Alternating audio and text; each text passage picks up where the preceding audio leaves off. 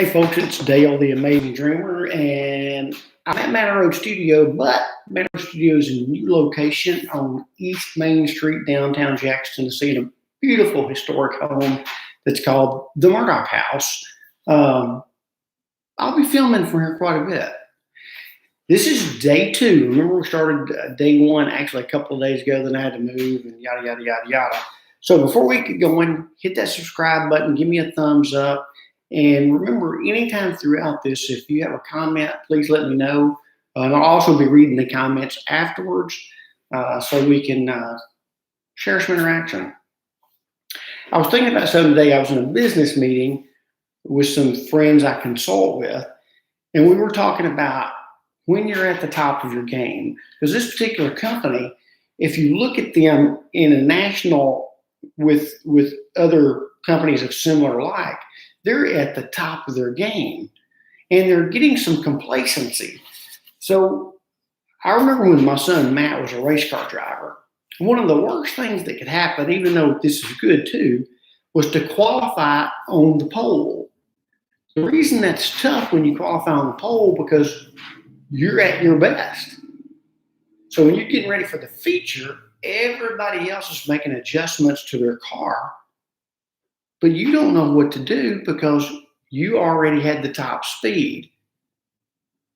So when it comes time for a feature, everybody's shooting for you, and you really didn't have anything to adapt to. I hope that makes sense.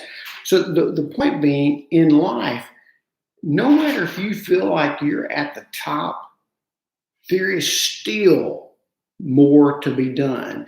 You can always, always, always elevate your status. I remember in 1995 when the average NASCAR pit stop was 16 and a half seconds. Now that's 6 guys jumping over the wall, taking 5 lug nuts off of 4 different wheels, putting 5 lug nuts back on those same 4 wheels, filling it up with 22 gallons of fuel, and doing it all in 16 and a half seconds. That sounds near impossible. Fast forward to now. Now, instead of 6 guys over the wall, there are 5. And that average pit stop went from 16.5 seconds down to around 12 and a half to 13 seconds. It almost seems humanly impossible to keep finding a tenth of a second here, a tenth of a second there. Yet they found ways to do it. And if you even go back further, say 30 years ago in NASCAR, the average pit stop was in the 30 to 40 second range. Do you think those people had any idea ever that they'd be able to do a 12 and a half second pit stop, 5 lug nuts, 4 wheels, 22 gallons of fuel?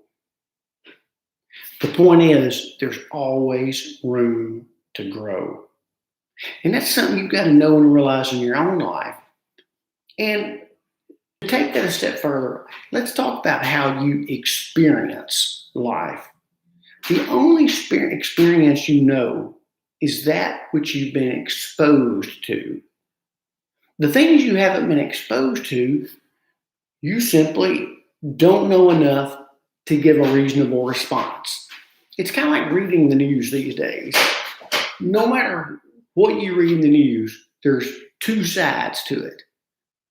And those sides can be as different as daylight and dark, talking about the exact same event, exact same topic.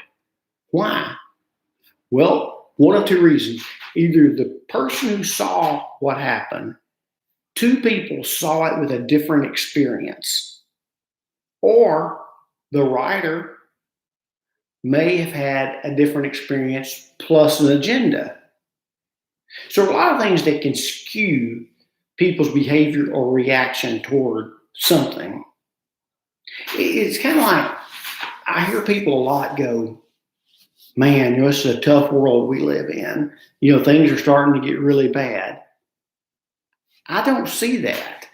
I see this is a great world we live in, and things are actually getting better. So 2 different people see it from 2 different points of view. I'll give you another example of something.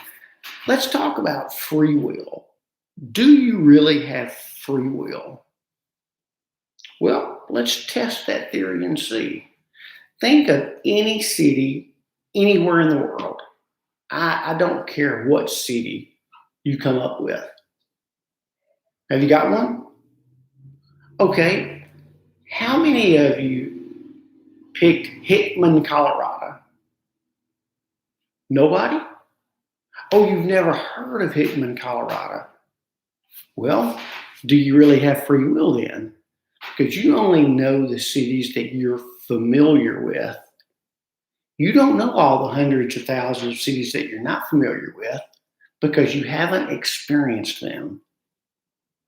Why am I telling you this? In life, the joy, pleasure, or gain that we get out of it is by expanding our experience. When you're young, you're told what to believe.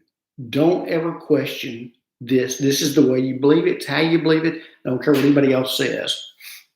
Well, that limits your scope to a very, very narrow path. You got to broaden those horizons. You got to learn to experience life. You've got to learn who this is inside this vessel we call a body. But the only way you can ever do that is when you give yourself permission to grow and expand way past your comfort zone. I sell on Amazon and eBay. I love it. When I got disabled, when my cancer got to the point that I could no longer do physical work, it was tough, I'll admit, because I was fixing to enter a new experience. I'd always experienced doing things physically because it's what I knew how to do, what I liked to do. I was a triathlete, a runner, biker, swimmer, and all of a sudden that ended. Now, I could have just went home, sit on the couch, and done nothing. Or I could go, okay, with my new limitations, how can I create a limitless life? Sounds like an oxymoron, doesn't it? But I learned how. I learned how to think more than physical work. I learned that my mind can do so much more. But I've also given myself permission to experience so many more things that I was taught not to go there. That's what I'm challenging you to do today. Learn who you are, not who somebody else thinks you are. I don't care what somebody else's opinion is of you. I care what your opinion of you is. And from this point, this will be our platform to build on. From here, I want you to learn how to grow and develop, experience new things. I know you're getting tired of hearing that word, but I want you to constantly think about it. And you think about whether it's religion, atheist, Hindu, Buddhist, Catholic, Jew.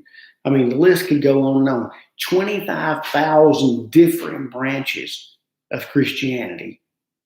Everybody experiences their faith or spirituality in a different way.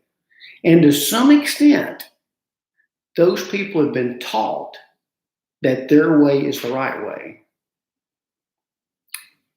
I say, am I looking around here? I say it's all a bunch of nonsense. You need to experience spirituality on your own. Learn the God that's in you. Then your life will start expanding in ways you had no idea that it possibly could. All right, that's enough meat for one day. I'm trying to keep these first few short because I want you to come back and I want you to learn more with me. So don't forget, subscribe, thumbs up, share it with family and friends. Send me an email at dalechildress@icloud.com. Find me on Facebook, Dale Childress.